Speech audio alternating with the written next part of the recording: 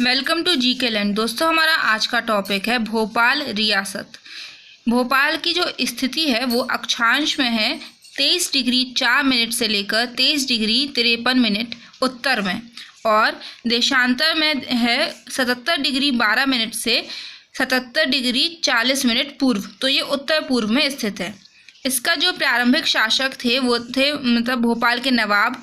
पहले नंबर पे थे दोस्त मोहम्मद खान।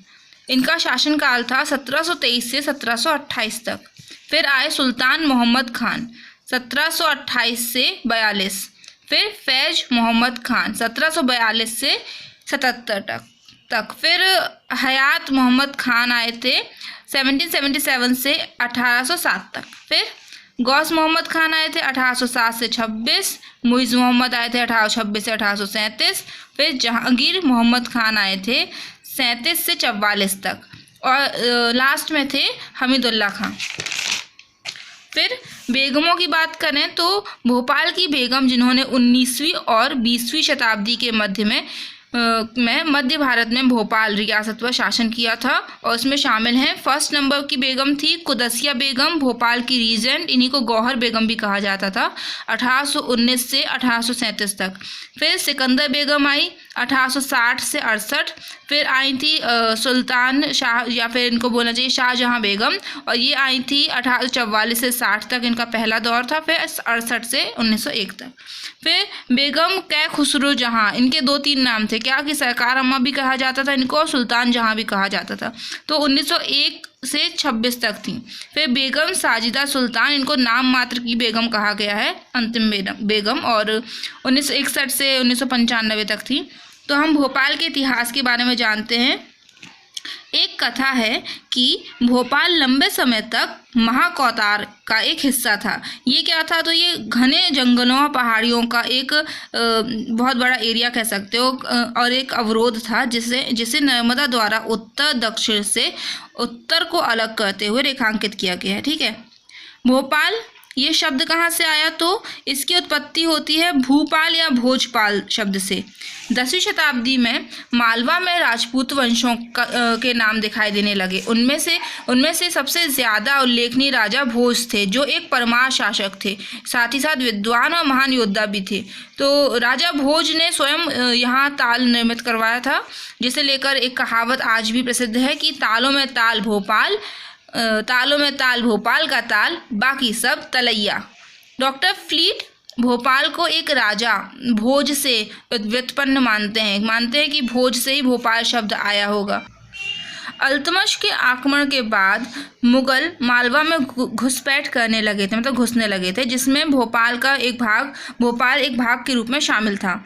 तो 1401 में दिलावर खान घोरी ने इस क्षेत्र की कमान संभाली। उसने धार को अपनी राजधानी तथा अपने बेटे को उत्तराधिकारी बनाया। 14वीं शताब्दी की शुरुआत में योरदम नामक एक गोंड योद्धा ने गढ़मंडला में अपने मुख्यालय के साथ ही साथ गोंड साम्राज्य की स्थापना भी की थी। गोंड वंश में मदन शाह, गोरखदास, अर्जुन दास और संग्राम शाह जैसे कई शक्तिशाली राजा हुए, और मालवा में मुगल आक्रमण के दौरान भोपाल राज्य के साथ एक बड़ा क्षेत्र गोंड साम्राज्य के कब्जे में था। ठीक है। तो इन प्रदेशों को क्या कहते थे? चकलाओं के रूप में जाना जाता था, जिनमें से चकला गिन्नौर 750 गांवों में से एक था। भोपाल इसका एक हिस्सा था। गौड़ राजा निजाम शाह इस क्षेत्र के शासक थे। गौड़ राजा निजाम शाह की 7 रानियां थीं, जिनमें कृपाराम गौड़ की बेटी कमलापति भी थी, जो अति सुंदर, और जितनी सुंदर उतनी ही बुद्धिमान भी थी। ये बहुत इंपॉर्टेंट हो जाती हैं, क्योंकि अभी हाल ही में एक स्टेशन हबीबगंज का नाम बदल के रानी कमलापति जी के नाम पे रखा गया है। तो बहुत इंपॉर्टेंट है, सब जानो। क्या कि निजाम शाह का जो भतीजा चैन शाह था, चैन शाह अपने, वैसे आगे पढ़ेंगे, तो चैन शाह अपने चाचा से ईर्ष्या करता था, और उसी के तहत चैन शाह ने अपने चाचा निजाम शाह की हत्या करने के लिए कई प्रयास किए थे। चैन शाह के द्वारा विष जहर खिलाने से निजाम शाह की मृत्यु हो गई थी। निजाम शाह की विधवा कमलापति और पुत्र नवल शाह असहाय हो गए। नवल शाह तब नाबालिग थे। चैन शाह के षड्यंत्रों से बचने के लिए ये दोनों गिन्नौरगढ़ के किले में छुपे हुए थे। यह किला गौड़ राजाओं के समय में ही बना था और जो चारों ओर से घने जंगलों से वनों से ढका हुआ था। निजाम शाह की मृत्यु के बाद रानी कमलापति ने दोस्त मोहम्मद खान से अपने पति के हत्यारों से बदला लेने और आक्रमण से बचने के लिए मदद मांगी थी, हेल्प मांगी थी। तो ऐसा कहा जाता है कि रानी ने दोस्त मोहम्मद को राखी बांधकर भाई बनाया था तथा दोस्त मोहम्मद खान ने उनके साथ मिलकर उनके राज्यों के मामलों का प्रबंधन कर सके, इसके लिए उन्हें मदद मांगी थी। और दोस्त मोहम्मद खान एक चतुर और चालाक अफगान सरदार था जिन्होंने छोटी रियासतों का अधिग्रहण करना धीरे धीरे शुरू कर दिया था। रानी कमलापति ने भोपाल में बड़े तालाब के किनारे अपना महल बनाया था जो 18वीं शताब्दी के प्रारंभ की समकालीन स्थापत्य कला का एक उदाहरण है एवं भोपाल शहर का प्रथम स्मारक है। यह द्विमंजिला है और लखौरी ईंटों से बना हुआ है। यह महल सन 1989 से भारतीय पुरातत्व सर्वेक्षण द्वारा संरक्षित स्मारक भी घोषित है। फिर रानी कमलापति की मृत्यु के बाद दोस्त मोहम्मद खान ने गिन्नौर के किले को जब्त कर लिया, विद्रोहियों पर अंकुश लगा दिया, बाकियों पर उनके नियंत्रण के हिसाब से अनुदान दिया और उनकी कृतज्ञता भी हासिल कर ली। छल और कपट से देवरा राजपूतों को नष्ट कर दिया और उन्हें भी मारकर नदी में बहा दिया। तभी से नदी में बहाने से ही सलालीटस की नदी हलाली नदी के रूप में विख्यात हो गई। हलाल किया ना तो हलाली नदी। उन्होंने अपने मुख्यालय को इस्लाम नगर में स्थानांतरित कर दिया और एक किले का निर्माण किया। तो भोपाल की स्थापना कैसे हुई? तो भोपाल बहुत इंपॉर्टेंट है। भोपाल राज्य की स्थापना 1724 में अफगान सरदार दोस्त मोहम्मद खान ने की थी। किसने की थी? दोस्त मोहम्मद खान ने की थी। कब की थी? 1724 में की थी। किसकी स्थापना? भोपाल की स्थापना, जो कि मंगलगढ़ में तैनात मुगल सेना में एक कमांडर था, जो कि भोपाल के आधुनिक शहर के उत्तर में स्थित है। ठीक है, तो मुगल साम्राज्य के विघटन का लाभ उठाते हुए मंगलगढ़ और बेरसिया, है ना, इनकी शुरुआत की थी किसने? जो कि बेरसिया क्या है? अब भोपाल की एक तहसील है, इनकी शुरुआत की गई। तो रानी कमलापति ने दोस्त मोहम्मद को दे दिया था, क्या क्या दे दिया था? राजसी धन दिया था और मौजा नामक एक गांव भी दे दिया था। ये जो गांव है भोपाल से 10 किलोमीटर की दूरी पर है और जगदीशपुर के नाम से था। तो जगदीशपुर को दोस्त मोहम्मद खान ने नाम बदल दिया और इस्लाम नगर रख दिया। इस्लाम नगर का अर्थ होता है इस्लाम शहर। ऊपरी झील के उत्तरी किनारे पर और क्या बनवाया था इसने? दोस्त मोहम्मद खान ने फतेहगढ़ बनाया। फतेहगढ़ मतलब जीत का किला। दोस्त मोहम्मद का 1726 में 66 वर्ष की आयु में निधन हो गया। दोस्त मोहम्मद खान के उत्तराधिकारी यार मोहम्मद खान, ठीक है, अंतर है दोस्त और यार में, का मराठों के साथ एक मुकाबला हुआ जिसमें कई लोगों की जान चली गई थी। मराठा 1737 में मालवा में घुसपैठ कर रहे थे। यार मोहम्मद खान ने उन्हें सुंदर फिरौती, मतलब वही लालच दे करके मराठों से दोस्ती करने की कोशिश की। हालांकि उन्होंने कहा कि उनके क्षेत्र तबाह नहीं होंगे, ऐसा एक आश्वासन सा दे दिया। फिर यार मोहम्मद खान ने 15 साल तक शासन किया। 1742 में उनकी मृत्यु हो गई और उन्हें इस्लाम नगर में दफनाया गया, जहां उनकी कब्र आज भी स्थित है। यार मोहम्मद खान की मृत्यु पर उनके सबसे बड़े बेटे फैज़ मोहम्मद खान ने दीवान बिजाई राम की मदद लेकर के सफलता पाई। फिर इस बीच यार मोहम्मद खान के जो भाई थे सुल्तान मोहम्मद खान, उन्होंने खुद को एक शासक के रूप में शामिल कर लिया और भोपाल में फतेहगढ़ जो जीत का किला था उस पर कब्जा कर लिया। फिर से बिजाई राम की मदद ली और फैज मोहम्मद ने भोपाल पे कुछ जागीरों के बदले सभी दावों पर निंदा जाहिर की। ठीक है, फिर फैज मोहम्मद खान ने रायसेन किले पर हमला किया और इसे अपने कब्जे में ले लिया। पेशवा ने 1745 में भोपाल क्षेत्र में प्रवेश किया था। इंपॉर्टेंट है कि कब एंट्री की, तो 1745, ठीक है। फिर इनको सुल्तान मोहम्मद खान से मिली थी मदद। ठीक है, फिर इनको, इन्हीं को, पेशवा को।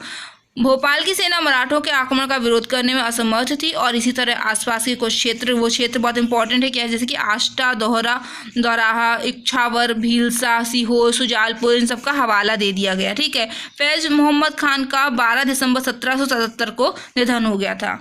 चूंकि वह नए संतान थे, उनके भाई हयात मोहम्मद खान ने यार मोहम्मद खान की विधवा महिला जो मामोला थी, लेडी मामोला, ना महिला नहीं, लेडी मामोला की मदद लेकर उन्हें सफल बनाया। लेकिन फैज मोहम्मद खान की बेगम सलाह ने खुद को राज्य की कमान लेने की कामना की कि भैया मुझे भी चाहिए शासन। तो अराजकता की स्थिति पैदा हो जाएगी ना, और उसी के बिगड़ते हुए हालातों को शांत करने के लिए जो लेडी मामोला थी उन्होंने हयात मोहम्मद खान को बेगम सलाह के डिप्टी के रूप में सक्रिय भागीदारी दे दी। इस व्यवस्था को हयात मोहम्मद खान ने त्याग दिया, विद्रोह किया और नवाब की उपाधि और शक्ति को ग्रहण किया।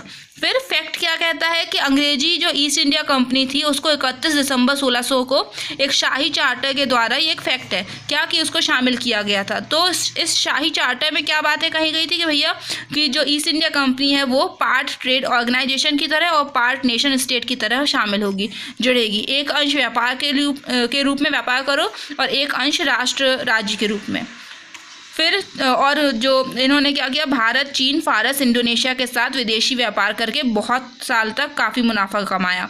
इस ईस्ट इंडिया कंपनी ने भारत में अपने पैर जमा लिए थे और कर्नल गोडार्ड ने भोपाल से बॉम्बे के रास्ते पे मार्च किया था। हयात मोहम्मद खान ने अच्छे संबंध बनाए रखे ईस्ट इंडिया कंपनी के साथ, उसके प्रति वफादार बने रहे। नवाब फौलाद खां दीवान थे, लेकिन लेडी मामोला के साथ दुश्मनी पैदा की और शाही परिवार के एक सदस्य के द्वारा उन्हें मार दिया गया। दुश्मनी करोगे मरोगे, तो ऐसा टाइप कुछ होता है।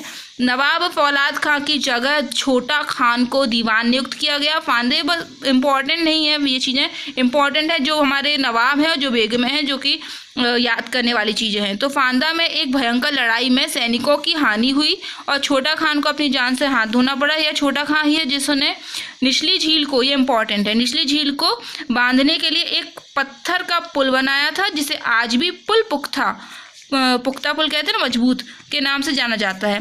तो आमिर मोहम्मद खान ने अपने पिता की हत्या कर दी थी। चूँकि इनका व्यवहार अच्छा नहीं था, इसलिए इन्हें नवाब के द्वारा बाहर कर दिया गया था। आंतरिक गड़बड़ी के कारण नवाब हयात मोहम्मद खान ने राज्य के मामलों में कोई सक्रिय भाग लिए बिना अपने महल में प्रवेश कर लिया। 10 नवंबर 1808 को मृत्यु को प्राप्त भी हो गए। फिर हयात मोहम्मद खान की मृत्यु के बाद उनका बेटा ये आया, तो गौस मोहम्मद नवाब बन गए, लेकिन वह इतने एक्टिव या इतने प्रभावी नहीं रहे, उनका उतना असर नहीं दिखा। तो वजीर मोहम्मद खान ने वास्तव में शक्ति को मिटा दिया और ब्रिटिशों को प्रभावित करने की कोशिश की। इस समय मराठा शक्ति का निर्माण हो रहा था। नजर मोहम्मद खान उत्तराधिकारी बने और 1816 से 1819 तक सत्ता में बने रहे। 28 फरवरी 1818 को उन्होंने गौहर बेगम से शादी की, जिन्हें कुदसिया बेगम कहा जाता है। मोस्ट इम्पॉर्टेंट थिंग इज लगातार प्रयास से वह अंग्रेजों के साथ एक समझौते में प्रवेश करने में सफल रहे। संधि के महत्वपूर्ण प्रावधान थे क्या थे कि भैया ब्रिटिश सरकार सभी दुश्मनों के खिलाफ भोपाल की रियासत की गारंटी और सुरक्षा करेगा। ये गारंटी है कि हम सुरक्षा करेंगे तुम्हारी, ऐसी चीज़, और इसके साथ ही दोस्ती बनाए रखेंगे, फ्रेंडशिप भी रहेगी। 11 नवंबर 1819 को नाजर या फिर नजर मोहम्मद खान का आकस्मिक निधन हो गया। फिर शुरू होता हमारा भोपाल में बेगमों का शासन। मोस्ट इंपॉर्टेंट है क्या कि कुदसिया बेगम। भोपाल के इतिहास में एक दिलचस्प मोड़ आया जब 1819 में 18 वर्षीय कुदसिया बेगम, जिसे गौहर बेगम के नाम से भी जाना जाता है, ने अपने पति की हत्या के बाद बागडोर संभाली। भोपाल की पहली मुस्लिम शासिका और पहली महिला शासिका, तो पहली मुस्लिम महिला शासिका थी। वह बहादुर थी। उन्होंने पर्दा प्रथा परंपरा का पालन करने से इनकार कर दिया था, और हालांकि वह अनपढ़ थी, लेकिन उन्होंने अपनी 2 वर्षीय बेटी सिकंदर जहां बेगम को एक शासक के रूप में पालन करने की स्वयं जिम्मेदारी संभाली थी, और उनके इस फैसले को चुनौती देने वाला कोई था भी नहीं उनके फैमिली में। उन्होंने उचित शासन व्यवस्था बनाए रखते हुए अपने राज्य की देखभाल की। वो ये तो फैक्ट नहीं है, ऐसे ही है कि वो हर रात समाचार प्राप्त करती थी अपने राज्य के बारे में और फिर ही भोजन करती थी। तो जामा मस्जिद भोपाल, गौहर महल, ये दोनों चीज़ें इंपॉर्टेंट है। किसने बनवाया आता है, तो कुदसिया बेगम ने। अगर यहाँ गौहर बेगम आ जाए तो वो भी सही है, ठीक है। फिर इन्होंने 1837 तक शासन किया, परंतु अपनी मृत्यु से पहले अपनी बेटी को राज्य पर शासन करने हेतु पर्याप्त रूप से सक्षम बना दिया था। सेकेंड आती हैं सिकंदर जहां बेगम। 1844 में सिकंदर बेगम ने अपनी माँ की तरह ही गद्दी के उत्तराधिकारी बनी और इन्होंने भी पर्दा प्रथा का विरोध किया। फिर 1864 में सिकंदर बेगम मक्का की तीर्थ यात्रा पर जाने वाली पहली महिला शासिका बनी। कब बनी? 1864 में। उसे मार्शल आर्ट में प्रशिक्षित किया गया था और उनका शासनकाल 1844 से 68 तक चला। उन्होंने इस दौरान कई लड़ाइयाँ लड़ी। 1857 के भारतीय विद्रोह को देखते हुए उन्होंने अंग्रेजों के साथ मिल गई। सोच लो कि अंग्रेजों की हेल्प की थी किसने, इन्होंने, और उनके खिलाफ विद्रोह करने वाली सभी लोगों को कुचल देने वाली बनी। 30 अक्टूबर 1868 को इनको मृत्यु प्राप्त हो गई। इनको फरहत अफजा बाग भोपाल में दफनाया गया। इनके द्वारा किए गए कार्य थे कि 1861 में इन्हें सम्मान मिला, स्टार ऑफ इंडिया का सर्वोच्च सम्मान। फिर सड़कों का निर्माण किया था, किलों का पुनर्निर्माण करवाया था। मोती मस्जिद और मोती महल पर्ल पैलेस किसने बनवाया? तो सिकंदर जहां बेगम ने। फिर आती है हमारी थर्ड वन इज शाहजहां बेगम। तो सिकंदर बेगम के उत्तराधिकारी शाहजहां बेगम अपने मुगल नाम के बादशाह शाहजहां की ही तरह वास्तुकला के प्रति काफ़ी भावुक थी और इनके द्वारा निर्मित करवाया गया शाहजहानाबाद नामक एक विशाल मिनी सिटी कह सकते हैं, अपने लिए एक महल बनवाया था, ताजमहल। ये नाम सेम है बट आगरा का नहीं है, ठीक है। अली मंजिल, अमीरगंज, 12 महल, बेनज़ीर कॉम्प्लेक्स, खवासौरा, मुगलपुरा, नेमतपुआ, नवाब मंजिल, ये सब वो इमारतें हैं जो कि शाहजहां बेगम के द्वारा बनवाई गई थी। 16 नवंबर 1868 को शाहजहां बेगम को भोपाल का शासक बनाया गया था। डेट बहुत इंपॉर्टेंट होती है। फिर हबीबगंज रेलवे स्टेशन, ये बहुत अच्छे फैक्ट हैं जो मैंने क्वेश्चन में भी किए थे, आपने आंसर किया था। तो हबीबगंज रेलवे स्टेशन का नाम अब रानी कमलापति स्टेशन हो गया है। 1979 में बना था हबीबगंज रेलवे स्टेशन। होशंगाबाद नर्मदा नदी के पुल से भोपाल तक 70.80 किलोमीटर रेल लाइन के लिए बेगम शाहजहां ने, ये आता है किसने? तो बेगम शाहजहां ने 1 नवंबर 1884 को जमीन दी थी। हबीबगंज देश में पहला ISO 9001 सर्टिफाइड रेलवे स्टेशन है। यह स्टेशन भारत की पहली सर्टिफाइड ट्रेन शान भोपाल एक्सप्रेस का हेडक्वार्टर भी है और यहाँ कई बड़ी ट्रेनों का स्टॉपेज है, तो सभी को पता है। फिर योगदान क्या? तो इनका योगदान था 1860 है। पहली इन्होंने पाठशाला शुरू की थी। इन्होंने शुरू की थी ये अपनी शाहजहां बेगम। शाहजहां बेगम ने पाठशाला शुरू की थी। 2 लड़कियों की पाठशालाएँ थी और 76 प्राथमिक पाठशालाएँ थी। 1871 में शिक्षा को बढ़ावा देने के लिए अनिवार्य कर दिया था कि किसी व्यक्ति को अगर राज्य कार्यालय में पद नहीं दिया जाएगा जब तक कि वो स्कूल या कॉलेज से सर्टिफिकेट प्रमाण पत्र नहीं ले लेते हैं। फिर वास्तुकला में रुचि के कारण इन्होंने बनवाया था कसर है, यहाँ पे कसर ए सुल्तानी पैलेस जो अब सोफिया कॉलेज है, ताजुल मस्जिद भोपाल का। फिर सार्वजनिक कार्य के लिए इन्होंने होशंगाबाद और भोपाल के बीच पता ये रेल लाइन के लिए भारी निवेश किया था परियोजनाओं के लिए। उपलब्धियां हैं कि 1872 में इन्हें नाइट ग्रैंड कमांडर की उपाधि दी गई थी, सम्मान किया गया था। फिर 1879 में भोपाल में एक अफीम एजेंसी स्थापित करने की मंजूरी प्राप्त की थी। इनकी जो मृत्यु थी वो 16 जून 1901 को बेगम शाहजहां की हो गई थी मृत्यु। और सुल्तान जहां फिर आती हैं, इन्हीं का नाम है क्या? खुसरो जहां बेगम, और सरकार अम्मा भी इन्हीं को कहा जाता था। तो बेगम शाहजहां की जो बेटी थी सुल्तान क्या खुसरो जहां बेगम का जन्म 9 जुलाई 1858 को हुआ था। 1905 में वेल्स की रॉयल महारानी राजकुमार और राजकुमारी के साथ इनकी भेंट हुई थी और इन्हें उस समय सम्मानित किया गया 2 उपाधियों से। किससे? नाइट ऑफ कमांडर और ऑर्डर ऑफ शेवलरी से। फिर 1905 में कला विद्यालय शुरू किया महिलाओं के उद्धार हेतु, विधवा और निराश्रित महिलाओं को मजबूत बनाने के लिए। 1914 में अखिल भारतीय मुस्लिम महिला सम्मेलन, ये सम्मेलन है ठीक है, की अध्यक्ष बनी। और 1918 में अखिल भारतीय मुस्लिम महिला संगठन की स्थापना की। फिर जॉन मार्शल जो थे वो उन्होंने क्या थे? भारतीय पुरातत्व सर्वेक्षण के महानिदेशक थे 1902 से 1928 तक। इन्होंने बेगम सुल्तान जहां को अपना महत्वपूर्ण खंड अ गाइड टू सांची समर्पित किया था इन्होंने, जॉन मार्शल ने। किसको किया था पूछ लिया जाए? अ गाइड टू सांची, तो ये हमारी ये अपना कौन है? सुल्तान जहां बेगम को। फिर तो फिर इनके बाद क्या आता है कि 1919 में पुरातत्व संग्रहालय को वित्त पोषित कर बाद में इसका नाम सांची संग्रहालय भी इन्हीं ने रखा। एक फैक्ट है कि यह सभी को ज्ञात है कि बेगम सुल्तान जहां और उनकी माता ने सांची में प्राचीन बौद्ध स्तूप के संरक्षण और संवर्धन के लिए वित्तीय सहायता प्रदान की थी। 1920 में अलीगढ़ मुस्लिम विश्वविद्यालय बना। वह अलीगढ़ मुस्लिम विश्वविद्यालय की संस्थापक, कुलाधिपति और भारतीय विश्वविद्यालय की कुलाधिपति बनने वाली पहली भारतीय महिला बनी, है ना। फिर आता है एक दूरदर्शी महिला थी जिन्होंने इन्होंने शिक्षा और स्वास्थ्य पर किताबें लिखी, आत्मकथाएं लिखी। तो बच्चों की परवरिश, इनकी बुक्स के नाम आ जाते हैं। बच्चों की परवरिश, हिजाज, एक तीर्थ यात्रा की कहानी, तंदुरुस्ती की रक्षा करता है, लाइफ बॉय टाइप का, ठीक है। तो तंदुरुस्ती इनकी बुक है। हिदायत, फिर तिम्बरदारी। फिर आता है 1926 में सुल्तान क्या खुसरो जहां बेगम के बेटे नवाब हमीदुल्लाह खां सिंहासन पर चढ़े, व चैम्बर ऑफ प्रिंसेस के चांसलर बने, ठीक है। तो ये बहुत इंपॉर्टेंट है कि भारतीय स्वतंत्रता के बाद की क्या कहानी है। तो नवाब हमीदुल्लाह खां 1930, नवाब हमीदुल्लाह खां की सबसे बड़ी बेटी और स्वाभिमानी उत्तराधिकारी आबिदा सुल्तान ने सिंहासन पर अपना अधिकार छोड़ दिया और 1950 में पाकिस्तान को चुन लिया। बेगम सुल्तान जहां का निधन 12 मई 1930 को भोपाल के कसर सुल्तानी पैलेस में हो गया था और उन्हें 19 तोपों की सलामी दी गई थी। बेगम सुल्तान जहां के बेटे हमीदुल्लाह खां के 3 बच्चे थे। उनकी दूसरी जो बेटी थी साजिदा सुल्तान, उनकी शादी पटौदी परिवार में 8वें नवाब इफ्तिखार अली खां से हुई थी। इफ्तिखार अली खां से हुई। इसकी आगे बहुत अच्छी कहानी है। तो 1956 में राज्य का मध्य प्रदेश में विलय हो गया। इस हिसाब से अगर देखा जाए तो भोपाल के अंतिम नवाब हमीदुल्लाह खां थे और साजिदा सुल्तान भोपाल की नाम मात्र की आखिरी बेगम कही जाती हैं। अदर फैक्ट है कि साजिदा सुल्तान की शादी तो वही इफ्तिखार अली खां पटौदी से हुई थी। तो उनका बेटा मंसूर अली खां पटौदी जो कि प्रसिद्ध क्रिकेटर थे, इनकी जो बहू वो कहेंगी शर्मिला टैगोर जो कि भारतीय अभिनेत्री रवींद्रनाथ टैगोर की वंशज थी। और इनके जो बेटा वो सबको पता है। और इनका जो पोता साजिदा सुल्तान का पोता सैफ अली खां।